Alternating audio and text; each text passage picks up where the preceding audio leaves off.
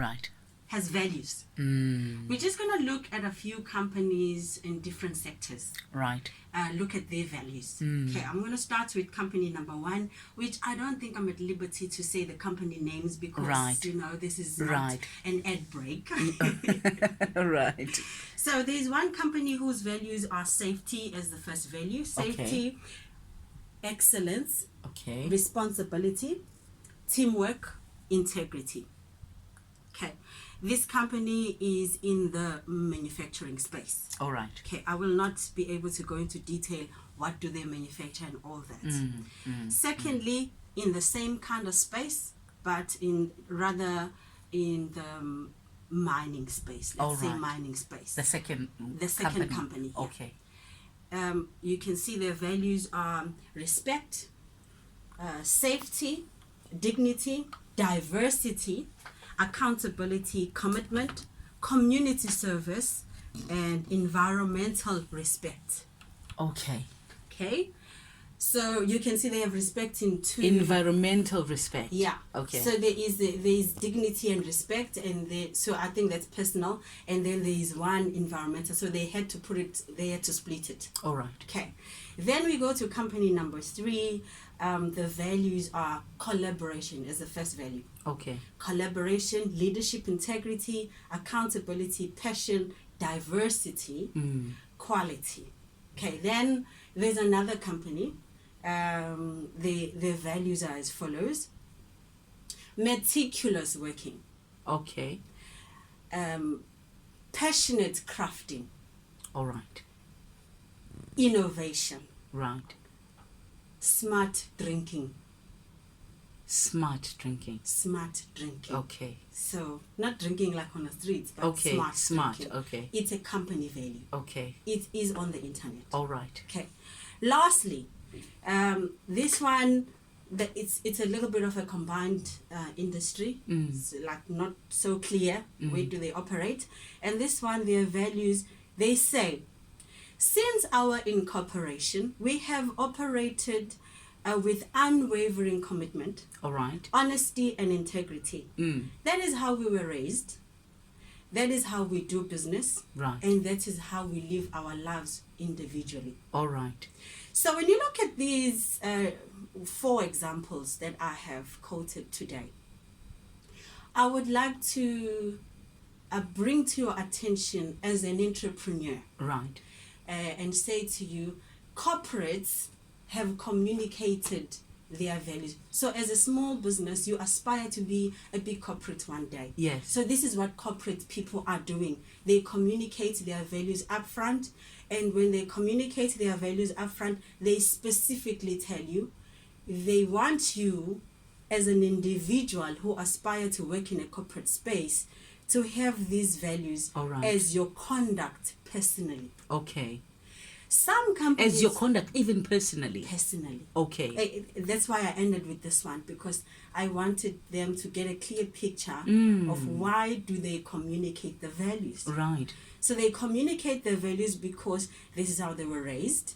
This is how they do business. And the expectation is that you, when you join them, you would conduct yourself personally in such according to these values. Okay, so let's just look at some examples of what are personal values. Right. Okay, we have authenticity, achievement, adventure, authority, autonomy, balance, beauty, boldness, compassion, a challenge. You know, some people value challenges. Right, yes, that's true. Community, competency, contribution, creativity. It's a long list. Let me just go across, because I wrote so many of them, but because of time, I really can't read all of them. Fun, friendship, happiness, honesty, humor, influence, inner harmony, justice, kindness, knowledge, leadership, learning. Right. So let's say now you are at home and you are not employed. Right. A graduate. Yes, you're hoping to get into a corporate space one day. If you're hoping to get into a corporate space one day, the most important thing that you need to do is to define yourself. Okay. What are your values? What are the things that you will not be able to compromise? What are the things that you are willing to slightly bend as your personal rules? Right. It's called personal integrity. Right. So some people take it very serious. They even have personal integrity reports, like quarterly, annually, where you check on yourself. How am I doing with regards to my values? Am I respecting my values? Because if you don't respect your values, then you start feeling strained, because you continually have to respect other people's values against yours. Against you. So if you don't know what are your values and you have not defined your values, then you cannot have boundaries. Right. So let's not go into boundaries, because that's another topic for another day. Let's zero into these values. If a person's value, for example, is knowledge. Right. If knowledge is your value, when you're trying to get into a corporate space that does not value knowledge, right, that would place you in one position for the next 30 years. Then what's going to happen is, for the first year, when you're hoping to gain some knowledge, you're going to be very fruitful. You're going to be very productive. So as the marketplace says, you're going to have a productive 12 months. But as soon as you've mastered the trade, you're going to start thinking, okay, so what's next?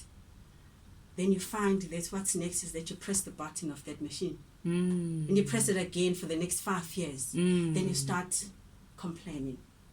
You start drawing back, and you start feeling extremely stressed, because this company is not valuing the fact that you want to learn. And then you start going to management maybe, and you say, please, can you finance? I would like to do my further studies. Right. The company thinks, but you're brilliant in what you do. Why would you like to study further? I mean, we have you as part of the succession plan that you're going to be here for 15 years. And you find yourself extremely stressed out, because you don't value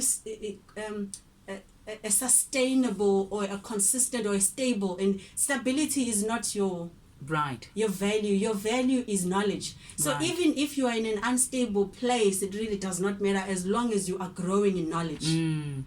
That's one example. Because that's one of your values, main values. That's your main value. That's your core value. Right. Okay. Let's go to another example, just one more example. Let's say you value beauty.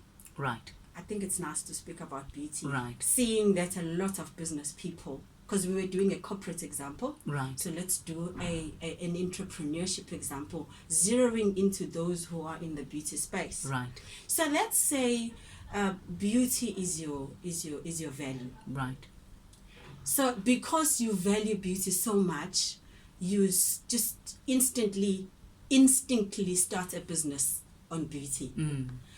But you have not necessarily done research as to what is the expectation the marketplace has on you in order for you to start a business and prosper in a business space.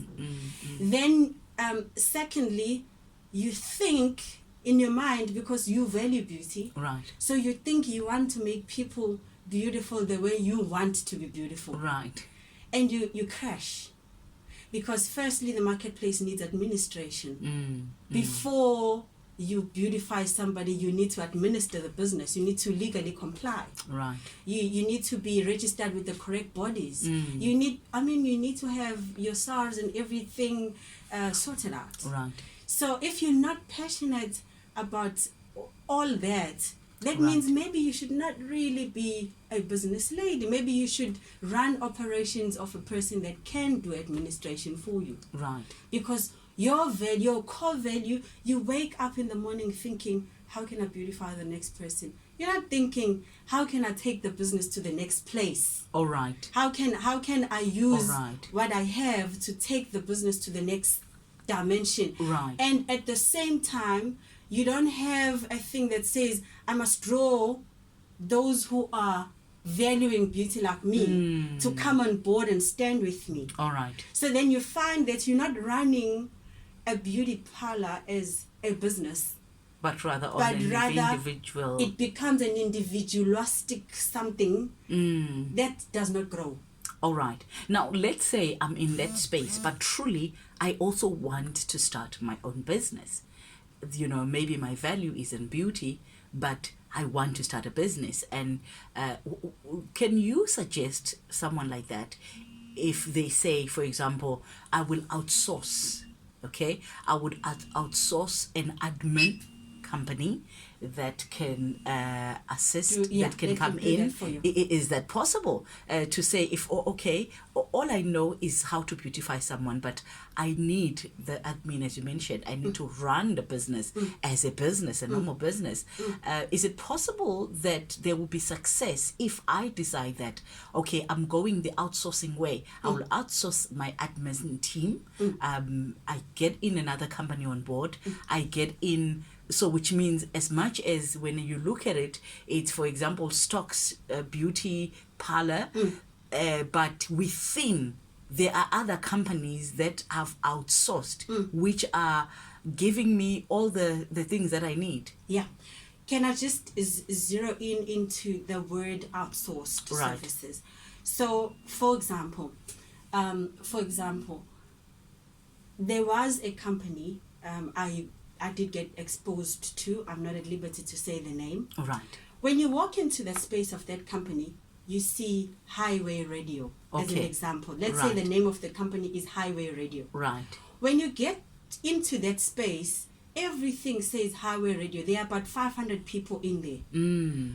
When you zero into that company, only about 60 to 70 people are actually Highway Radio employees. Okay. The rest of the 500 people are what we call contractors. Okay. So you do a tender, you award a supplier who excels in a particular area, and they come and they render the service under the banner Highway Radio. All right. So if you are a beautician by value, and you think that you can add so much value in other people's lives by making them beautiful, then definitely go the way of outsourcing other services, so that, because you are blessed to actually value that, it means you can run the operations yourself, the core operations, you can run them yourself. But then let the things that are not so important to you, let them then come from the other suppliers and let them assist you. Right. Yeah, and obviously pay for the services. Yes, yes. Well, time just flies. But I want us to, before we wrap this one, and in fact we will wrap it next week, if we can just continue there. Yeah. One of the things that you mentioned there as values of certain companies, among the 4 companies that you use, is smart drinking. Yes. So let's say, for example, I want a job, I'm a graduate, I just, I'm just doing my internship and whatever, and I found out that, for example, let's say I'm not drinking, I don't drink alcohol, but one of the values of the company is smart drinking, which means and of course they will put you under the 3 months probation. Yes. So just an advice to someone who's climbing the corporate in that space. What do I do? This company, for example, let's use Highway Radio again. Highway Radio says smart this, but it's not in one of your own values, your personal values. So as a graduate who's climbing the ladder, what happens? What do I do? Can that tempt with who I am in the long run? Okay, can I just recap? Right. When we spoke about these company values, we said this is the expectation. This is how you will do business. Right. And this is how you will conduct yourself personally. All right. So that means if I don't drink and Highway Radio says one of its values is this. Right. It means on media platforms, wherever Highway Radio is represented, obviously it's not Highway. Yes. It is that business. Yes. So if wherever this business is represented, I'm going to appear like one who embraces this company value. Because if I do not embrace this company value, within this 3 months, of probation, Right. I could find myself not making it, not because I do not have the skill, Okay. no, I do not have the character Right. to work in that space, but because I have sabotaged company values. Their own values. Yes. So whenever you join a corporate space, for whatever reason, it's very critical that you Understand. support the company values. Their values. Their values become Okay. your personal values. All right. Basically. So, which means as a kingdom citizen as well. Now, these are some of the things that you have to look at. Yep. If company A hires me, takes me on a 3 months probation, Yeah. will I be able to fit in their company values? You will either decide, because it's always a choice, you will Right. either decide to embrace the company values for your growth and development in that company, Right. or you will sabotage the company values and you will be shipped out technically Within these 3 months. within these 3 months. So technically, because you do not respect the company values, you sabotage this and you sabotage that, which is a company value, Right. you end up shipping yourself out. Right. Yeah, so no one else is responsible. You just could not You are respect. the one. Yeah, you could not respect the company values, so you did not fit in. Yeah. Time just flies when one's having fun. It's already 11 o'clock. Until next week, we'll continue on this importance of topics. the values Amazing in the corporate place, in the business space. Thank you so much. Thank you so much for having me.